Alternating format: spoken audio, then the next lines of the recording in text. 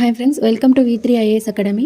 இந்தியாவில் வந்து இண்டிபெண்டன்ஸ் வந்ததுக்கப்புறம் நாட்டில் எல்லாமே ஸ்கேட்டர் ஆகியிருந்திருக்கும். சரிங்களா? அப்போ அவங்களுக்கு மக்களுக்கு வந்து அவங்களுக்கு என்ன தேவையோ அதை அவங்க பூர்த்தி பண்ணிக்கணும். அண்ட் அவங்க வாழ்வாதாரத்துக்கு என்னென்ன தேவைப்படுது அப்படிங்கிறத டெவலப் பண்ணணுங்கிறது தான் மெயின் விஷயமா இருந்தது. ஸோ பிளானிங் கமிஷன் அப்படிங்கிறது ஒன்று வந்து ஜவஹர்லால் நேரு செட் பண்ணுறாங்க. ஸோ இந்த பிளானிங் கமிஷன் என்ன பண்ணுவாங்க அப்படின்னு பார்த்தீங்கன்னா, ஒரு 5 வருஷத்துக்கு ஒரு 5 வருஷத்துக்குமே வந்து புதுசாக திட்டங்கள் கொண்டு வந்து அந்த திட்டத்தை வந்து அமல்படுத்த பார்ப்பாங்க. இந்த 65 இயர்ஸ் பிளானிங் கமிஷன் இருந்திருக்கும். ஓகேங்களா? உங்களுக்கு மொத்தம் 12 பிளானிங் கமிஷன் நடந்திருக்கும். இந்த 65 இயர்ஸ் பிளானிங் கமிஷனை இந்த கவர்மெண்ட் வந்ததுக்கப்புறம் என்ன பண்ணியிருப்பாங்கன்னு பார்த்தீங்கன்னா, நீத்தி ஆயோக் அப்படிங்கிறது மாற்றிருப்பாங்க. இது என்ன நீத்தி ஆயோக்னா, national institution for transforming India அப்படிங்கிறது.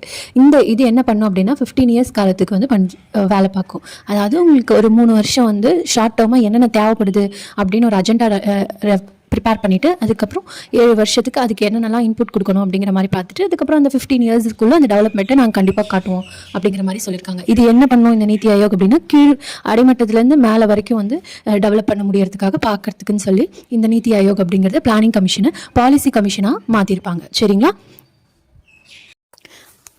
இந்த வீடியோக்கு அடுத்து என்ன பண்ணலான்னா, நம்ம பிளானிங் கமிஷனில் என்னென்னலாம் வந்துச்சு, ஃபஸ்ட்டு 5 இயர்ஸ் பிளான் என்னென்ன இருக்குதுன்னு பார்த்துடலாம். அதுக்கப்புறம் வந்து நீத்தி ஆயோக் என்ன பண்ணுது அப்படிங்கிறத பார்க்கலாம். ரெகுலராக ஃபாலோ பண்ணிக்கோங்க. தேங்க்யூ.